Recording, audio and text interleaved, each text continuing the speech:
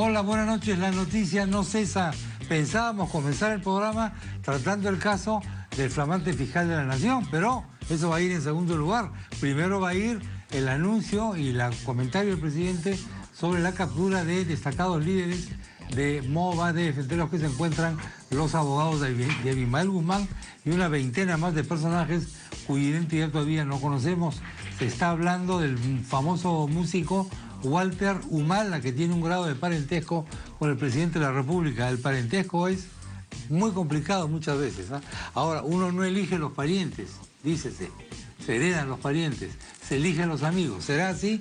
Estamos con dos destacados congresistas que nos van a dar su opinión sobre estos acontecimientos. Javier Velázquez Esquén, ¿qué tal, Javier? Gemma, muchas gracias. Johnny Lescano, ¿qué tal, Johnny? ¿Qué tal, Gemma? ¿Cómo está? Buenas noches. La captura de estos personajes de Movadef. Todavía no conocemos bien los detalles porque son personajes que han estado circulando por la calle, han estado yendo a tribunales, etcétera, y parece sorprendente que los hayan capturado. ¿Cuál es su primer comentario sobre esto, Johnny? Bueno, yo creo que la lucha contra el terrorismo se tiene que dar a todo nivel. Y lo que sabemos de las primeras informaciones que han salido es que se han encontrado financiamientos que llegan pues a través de Artem y otros terroristas que están en la selva a estas personas, ¿no? Fuente de narcotráfico. Claro, y están financiados. Entonces, ellos son declarados, digamos, defensores de Abimael Guzmán, no solamente en la parte legal, sino también en la parte ideológica. Y me hace acordar igualmente lo que hacía Marta Guatay, que también era defensora y era pues de la cúpula de Sendero. De todas maneras, si hay sustento, si hay fundamento, hay pruebas, obviamente se está desarticulando un reagrupamiento del terrorismo. A mí me parece algo positivo si es así. El presidente ha anunciado que mañana va a dar detalles, porque ahora solamente tenemos prácticamente el titular, nada más. Y ahí están las capturas, los han agarrado en la calle, los nombres, sí. Entonces que den una explicación, qué ha pasado, cuáles son las evidencias, las presunciones, los elementos para esas capturas, pero obviamente yo por lo menos yo tengo rumores y tengo noticias de que Sendero no ha dejado de trabajar.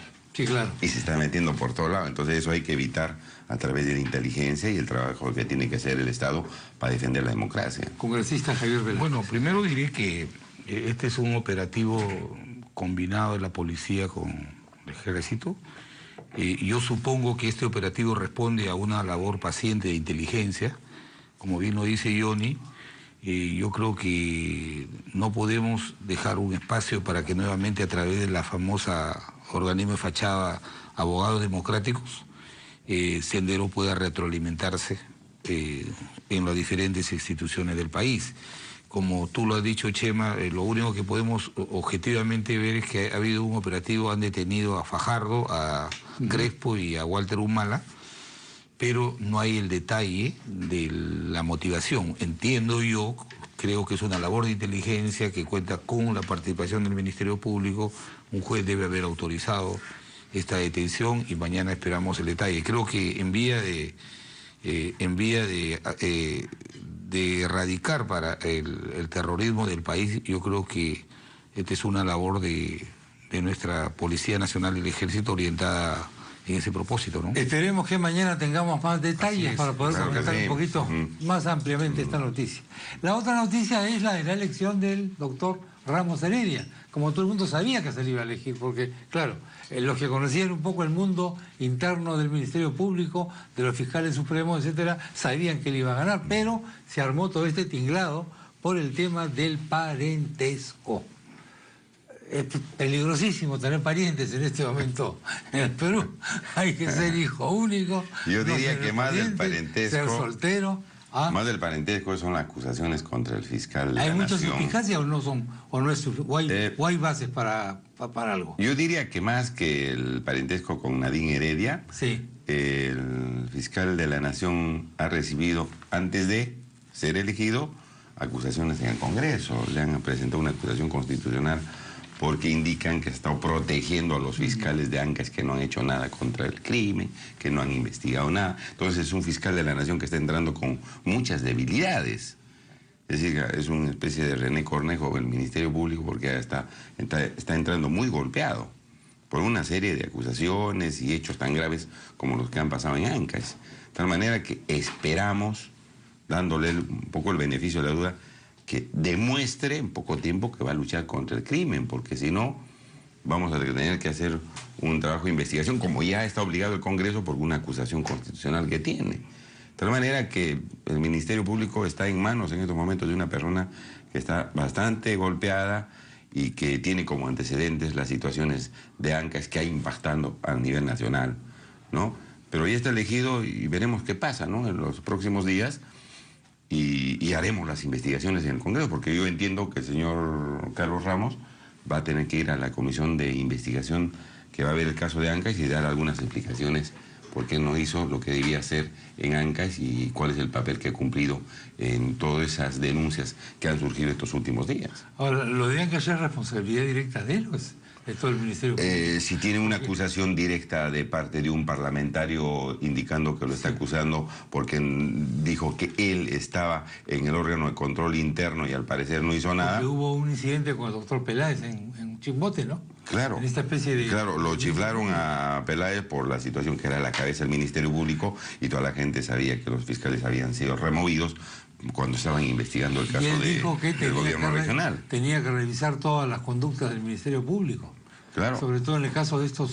Así es, y ojalá que se haga. Y cuya iniciativa también ahora debe desplazarse al fiscal de la Nación, Carlos Ramos. Pero yo lo veo que está entrando de manera muy debilitada. Es decir, no está fortaleciendo la labor de investigación en el Ministerio Público, la está dejando casi ahí nomás, ¿no? Muy debilitada. ¿Coincide con esto? Bueno, primero diré que yo creo que una institución fundamental en la cadena de responsabilidad para enfrentar el delito, como es la policía, el Ministerio Público, el Poder Judicial, yo creo que hoy día se ha hecho una elección democrática. El señor Ramos Heredia, primero se le imputó este parentesco lejano con la señora Nadine Heredia. Es una causa sobreviniente, este es un profesional que tiene 34 años en el Ministerio Público y esa especulación de ese parentesco lejano en determinado momento se cuestionó su imparcialidad e idoneidad. Yo creo que en un Estado democrático de derecho la especulación no puede descalificar a una persona. Aquí ha habido una elección democrática de un organismo constitucionalmente autónomo. Hay que esperar que estos cuestionamientos al Ministerio Público en su conjunto, que se ha venido haciendo con relación al tema de Ancash, el Ministerio Público lo pueda superar rápidamente, porque necesitamos de verdad afirmar un Ministerio Público autónomo, independiente. Hoy día que ha hecho el fiscal estos compromisos de luchar contra la corrupción, contra el crimen organizado, tenemos que respetar la autonomía. Los políticos somos muy eficaces para cuestionar, para descalificar, pero esta es una institución autónoma que hay que lograr que esta autonomía se afiance para que pueda consolidar, como te digo, esta cadena de responsabilidades que hay en enfrentar el delito. Y eso no de ninguna manera pretende relativizar la denuncia constitucional como tienen magistrados del Poder Judicial, como lo tienen miembros del Consejo Nacional de la Magistratura. Pero yo creo que a partir de hoy los peruanos tenemos que esperar del fiscal de la Nación, que es el titular de la acción penal por mandato de la Constitución, imparcialidad, autonomía y obviamente en esta cadena de responsabilidad actuar con mayor celeridad y que el tema de Ancash y los temas pendientes puedan ser resueltos para que el Ministerio Público cobre. De verdad nos conviene a los peruanos. Ajá. Que haga una buena labor para que pueda... Pero lo que pasa es que tenemos una suspicacia instalada en el cerebro del público peruano que es muy difícil de remover. Hoy día en la mañana sospechamos de todo. Que está vinculado al APRA. A ver, fíjese usted, ¿de dónde sacan eso? Ah, no, dice por ahí, de especulación. Alguien tiene yo creo que por eso la gente piensa que está vinculada al APRA porque todas las denuncias contra los apristas se archivan en el Ministerio Público. Puede ser, ¿no? Para que vea usted. Pero es así, pues, ¿no? Primero te digo lo siguiente. Ahora, lo que yo... No, déjame terminar, solamente para terminar la idea. Para que vea, el desconocimiento hace que haga este tipo de especulaciones. Los altos funcionarios, los que hemos sido ministros y funcionarios, no somos investigados por el señor Ramos Heredia porque él es jefe de auditoría interna. somos investigados por el propio fiscal de la Nación. Entonces, no podemos tirar un manto de duda de una conducta de un profesional que 34 años ha servido a su institución y ahora lo queremos descalificar. Pero ¿cómo va a ser manto de duda?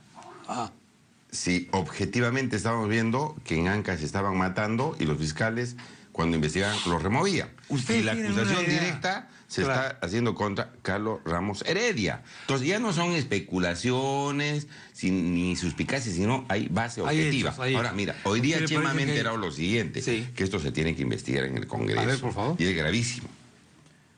Fiscales designados para investigar delitos de lavado de activos, con documentos, comprar los documentos en documentos, asesoraban, entre comillas, yo diría chantajeaban, palabra correcta, a investigados y firmaban documentos como abogados, siendo fiscales de investigación de lavado de activos. Pero eso es imposible. Pero es así. Imposible. Pero es así. Es decir, fiscales del Ministerio Público. Es demasiado burdo eso. O sea, para que veas. Si yo soy fiscal, firmo un documento, eso se va a saber. Un fiscal que estaba acá. Se va a saber eso. De pronto aparecía como abogado de un señor que estaba investigado por otro fiscal como asesor. Y como tú dices, era tan burdo y tan temerario que firmaba informes legales, parece cliente entre comillas. Fíjate si nosotros los peruanos no tenemos que pensar el grado de podredumbre que han llegado algunas instituciones. Entonces, ahí ya mira, ¿esto es un dato que le han dado a usted? A mí me han dado objetivamente, hay resoluciones de una persona que ha estado en la fiscalía, que ha salido una resolución sacándolo del Ministerio Público y me van a entregar la documentación donde aparecía como asesora. Es un escándalo. Es un escándalo. Entonces, para que veas, si no se requiere, hace una reingeniería, como utilizan esta palabra, en determinadas instituciones donde aparece que luchan contra el delito y más bien impulsan el delito. Utilizan a veces dispositivos legales que sacan para extorsionar a determinadas personas y no ir contra los delincuentes. Por Dios santo, si alguien nos dijera, no, que el Ministerio Público es una institución que está fuera de duda, ¿quién nos va a creer, pues, mi querido Chema? Es una institución que requiere una investigación profunda. Y el señor Carlos Ramos, que ahora nadie dice que lo saquen a golpes, ni mucho menos. Claro, no, que lo saque, que anulen su elección, que se dedique a ver estas cosas y que demuestren hechos de que realmente quiere cambiar algunas instituciones que tienen que ver con la lucha contra la delincuencia, contra la corrupción y para reinstaurar un poco la justicia en el país. Yo lo que creo, un fiscal en funciones que firma un escrito para patrocinar, es un delito y yo me gustaría ver la prueba, no me gustaría especular. Yo no estoy especulando. Yo no veo la prueba, no es que puedo contarle el juicio tu palabra, pero me gustaría ver. ¿Hay documentos? Me gustaría verlo. Hay documentos. Y además yo creo que... Eso ya sería un escándalo. No, ya es un delito. Es un delito, pues. Ese es un delito, pero... Pero para que veas el grave temeridad, digo yo, un fiscal puede ser tan burdo en su... Pero eso, yo creo que hay que ver... Tan mal hecha, eso es un delito. Y obviamente que me imagino que el Ministerio Público tiene que tomar cartas en el asunto como lo han hecho con este asesor de prensa, de que aparecía asesor. Por ejemplo, el asesor de prensa. Aparecía con el Ministerio Público y burdamente aparecía con el señor Álvarez. Que echarlo rápidamente.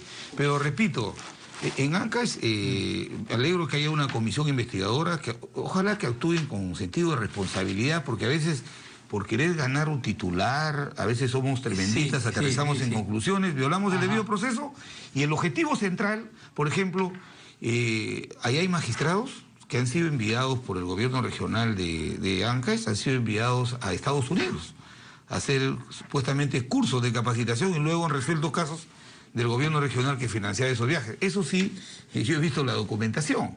Entonces, todo este tema de la cadena de responsabilidad en enfrentar el delito tiene que ser investigada, revisada, pero creo que nosotros no podemos afectar por un mal o buen juez o mal fiscal, podemos afectar toda la institución, porque debilitamos el sistema institucional. Sería terrible. Vamos a ir a la pausa brevemente, se quedan por favor un instante más, hay más temas. Vamos a conversar un poco sobre Ancash.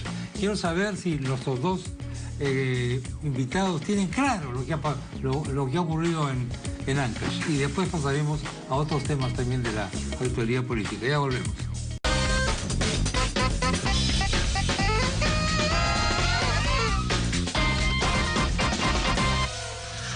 En la secuencia anterior hemos ingresado a un momento de suspenso, porque lo denunciado por el congresista Johnny Lezcano, que va a presentar documentos en el Congreso de la República, es terrible.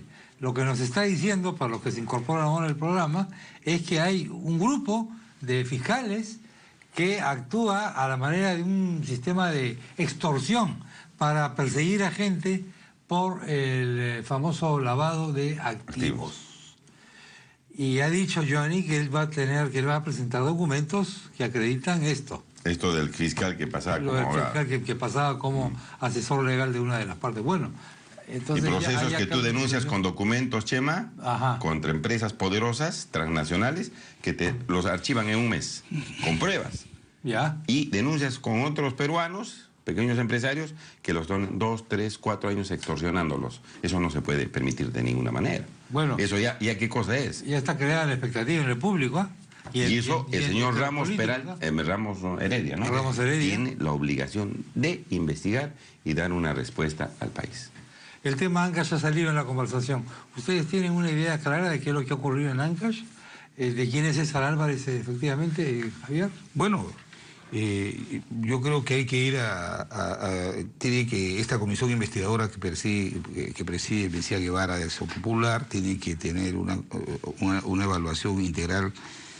Aquí hay un hecho estructural, Chema. El año 2003, cuando incorporamos en los niveles del Estado, incorporamos los gobiernos regionales, sí, que no surgieron con la Constitución del 93, entonces los legisladores de ese entonces, pues yo formé parte de ellos, incorporamos este nuevo nivel del Estado, de gobiernos regionales, y al no haberle puesto controles, como si, por ejemplo, a un ministro tú lo puedes interpelar, a un ministro lo puedes acusar constitucionalmente por delito de función, lo puedes hasta por responsabilidad política. Pero los presidentes regionales han ido cobrando, a propósito del incremento del canon y las competencias que le hemos ido asignando, han ido cobrando un papel muy preponderante en la vida política y económica, fundamentalmente del país. Y en este caso de Ancash es una de las regiones más ricas del país. Sí, señor. Al no existir controles... Nunca Ancash ha recibido tanta plata en toda la historia. Exactamente, todo eso ha generado... Ni Cajamarca, creo, tampoco. Esto ha generado esta ola de corrupción que hay, de hecho de corrupción que hay, que ya se ha vuelto casi sistémico, porque como te digo, si el sicariato, la muerte de gente por cuestiones políticas ha avanzado en esa zona y tiene mucho que ver con los ingentes recursos que maneja Ancash, entonces vemos que hay no solamente denuncias a fiscales, sino a jueces que han actuado indebida e irregularmente, la Policía Nacional, toda aquella persona que se atrevía a denunciar era... no solamente golpeada, sino asesinada. Entonces, yo creo que aquí ha llegado a un punto de inflexión la decisión que debemos tomar como un Estado unitario. O sea, si no generamos un control sobre las autoridades que gobiernan las regiones, y no es intromisión, yo creo que estos hechos se van a replicar en otras regiones.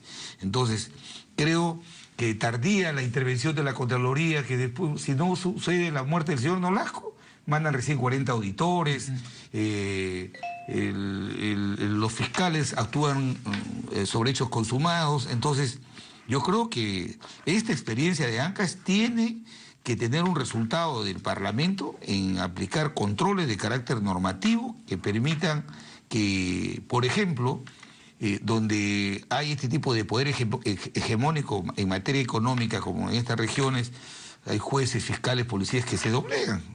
O son intimidados por la autoridad o se doblegan. Entonces yo creo que hay que crear autoridades nacionales que permitan poder ver estos casos de corrupción con mayor autonomía e independencia, o en todo caso yo alguna vez lo planteé. El artículo 99 de la Constitución establece que los que somos altos funcionarios, los congresistas, los vocales de la Corte Suprema, los ministros de Estado, podemos ser pasibles de ser investigados por delito de función en el Parlamento y podemos ser inhabilitados o acusados ante el Poder Judicial. Pero un presidente regional, por ejemplo, como el de Ancash, que maneja 10 veces más el presupuesto que el ministro de Trabajo, no Sí, está claro. sujeto a ningún control. Entonces, ese es un tema que tenemos que abordar estructuralmente al margen de la importancia del trabajo que va a hacer la comisión investigadora en el Congreso, ¿no? Ya, Bueno, yo me quedaría con lo que dijo la hija del señor Nolasco.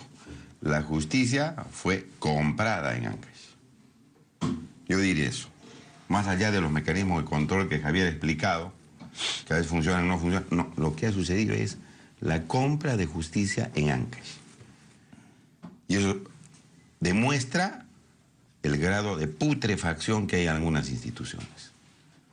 No se administra justicia, no hay justicia. Que tiene plata, coimea, se lleva la justicia. La gente que no, pasa un viacruces en las instituciones del Estado. Eso lo puede decir el mismo pueblo. Entonces, es lo que ha sucedido. Y no solamente está en Ancash, que ya ha llegado pues a su nivel ya máximo, sino en todo el Perú. Tumbes. Pasamos en Tumbes y en otras instituciones. No solamente respecto a los crímenes políticos o líos políticos que hay, manejo de la cosa pública, Ojo, porque sino estaríamos... en el manejo de la cosa privada. Como no hay el impacto que se ha dado como en Ancash, la gente pasa pues peripecias y media. En el caso de Ancash estaríamos no solamente ante un tema de corrupción, sino un tema ya de ejecuciones De políticas. ejecuciones políticas. De asesinatos Y de pronto nadie sabe políticos. nada, los agarran a los que han disparado, a los sicarios, y a los los que absorben. han planificado la muerte. No pasa nada, pues. Tienen poder económico, pagan, compran la justicia. ¿Ustedes creen que el señor César Álvarez sería capaz de ordenar un asesinato No, político? yo no me atrevería a decir eso, pero todos los de Ancash dicen, van y dicen, lo señalan al señor Álvarez.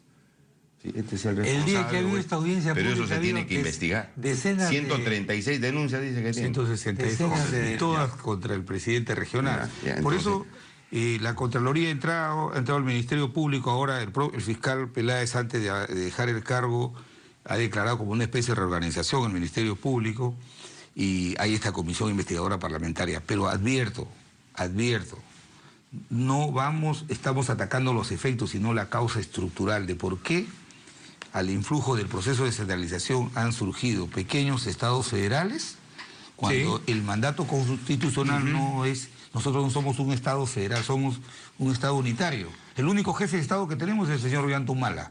El resto son autoridades regionales, pero se creen que tienen autonomía y la confunden con extraterritorialidad y creen que la autoridad local no les alcanza. Esto nos lleva también a un Entonces, tema que es el hay canon, que ¿no? replantear, por supuesto. Claro, que el sí. dinero canon. que se maneja. ¿Por qué? Porque el canon favorece a unas personas que viven en esa región, solo Así por es. el hecho de vivir en esa región, no porque tengan un mérito especial, Claro. Exactamente. simplemente porque ahí se Y descubrió hay gente pues que un entra a la regalo de política naturaleza, y a digamos. los gobiernos regionales o a algunos cargos para decir, esta es mi oportunidad para hacerme rico. Y eso no es la política, y es la oportunidad, pues. No, sí, pues, pero eso no debe ser así. ¿Por qué Hay plata gente que como se nunca? mete ahí, porque hay un montón de plata que pertenece a los peruanos. No plata para que se enriquezca la gente, porque lamentablemente se está entrando a ese digamos, cambiar la remolino ley de- que hay que cambiar. Y yo creo Hay que que cambiar la falla legislación. no solamente de las cambiar la regiones. legislación, yo creo que están fallando las instituciones. Sí, Mucha obviamente, corrupción en claro, las por instituciones. supuesto. Mira, podemos sacar 20.000 leyes en el Congreso. Sí, claro, este es el 30.000. país de las leyes. Con un mecanismo excelente de control. Pero las personas En teoría. no hacen nada. No hacen nada. Como dice Javier, Contralor se manda su rollo en Ancash, que aquí cero corrupción. Mucha comisión, mucha comisión tenemos en y el el Perú, otro señor investigadores. reorganizó el Ministerio Público cuando hay muertos, daños irreparables, irreversibles. Ya la situación pública está ya descontrolada. Y no podemos llegar a ese tipo de nivel. Entonces yo creo que falta la voluntad política, no solamente el presidente de la República, sino de las instituciones a poner coto a esto. Porque si no, mira, va a ser flor de un día que las investigaciones, que Ancash, después que Tumbes, va a bajar el nivel y vamos a seguir igual. Aquí tiene que haber una decisión política, no solamente el presidente, sino todos los partidos políticos, a efecto de que realmente se hagan cosas concretas en contra de la corrupción y de la delincuencia. Opinión pública, ¿les ha sorprendido el bajón, que ya parece irremediable, de la aprobación presidencial? Y sobre todo de la primera dama. ¿Qué puede originar esto? Yo creo que este bajón en las encuestas de la popularidad del presidente se tiene que ver en un contexto en que desde el inicio del gobierno, si la debilidad más notoria que ha tenido el señor Humala es su falta de autoridad y su liderazgo. Él mismo asumió, por ejemplo, la presidencia del Consejo Nacional de Seguridad Ciudadana y se comprometió desde el inicio a luchar frente al crimen y al delito y luego abandonó sin mayor explicación. Mucha ceremonia, y ahora, mucha televisión. Y ahora él ha venido alentando de forma voluntaria un poder de facto de una persona que no ha sido elegida por el país. La primera dama es una figura protocolar que surge en el siglo XIX, XX como una consideración a una persona que es elegida por el pueblo. Pero el hecho de que sea esposa del presidente no le da funciones ejecutivas como, por ejemplo, descabezar un gabinete ministerial. Esas crisis, crisis políticas promovidas por el propio gobierno generan climas de inestabilidad que afectan la percepción que tienen los agentes económicos, los agentes sociales, y a nadie le puede alegrar que el presidente de la República esté en estos niveles de popularidad y que las inversiones se hayan retraído, el crecimiento de la economía ya no es como antes, la pobreza ya no cede como antes, y eso de verdad tiene una secuela como producto de la falta de autoridad de un gobierno que no tiene un norte, no tiene un objetivo, se ha dedicado 3 años a enfrentar, a confrontar a la oposición y no a gobernar. Y vemos esta situación que se expresa en las encuestas. Ahora, el rol de la señora Humala no lo cuestionamos la oposición. De repente Johnny, que es oficialista, él no la cuestiona. Pero es el 70% de los peruanos rechazan este poder de facto. Y la señora, con el mayor respeto que me merece el día de ayer, dice, no, son grupos de facto, los medios de comunicación, la oposición que no genera propuestas. ¿Acaso cuando el señor Jiménez ha planteado un diálogo, nosotros hemos ido con el presidente García haciéndole propuestas concretas en tema de lucha de seguridad ciudadana, en tema de educación? Pero Jiménez se va justo inmediatamente después del diálogo. Y también Villanueva lo plantea y también lo descabeza. Es una cosa clamorosa. Entonces, Villanueva es una cosa increíble. Es el gobierno muy rechazada por la opinión pública. ¿Oficialista? No, yo creo que, mira, yo estoy ahora criticando la designación del señor fiscal de la Nación, porque hay cuestiones objetivas. Y aquí, más bien, Velázquez Quisquín saludando, pariente de la señora Heredia. Entonces, ¿quién es el oficialista, no?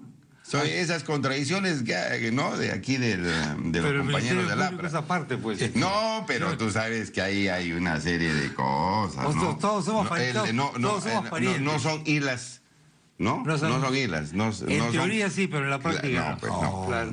Ahora, yo creo que el bajón de las encuestas es por no honrar la deuda interna del país, de la gente.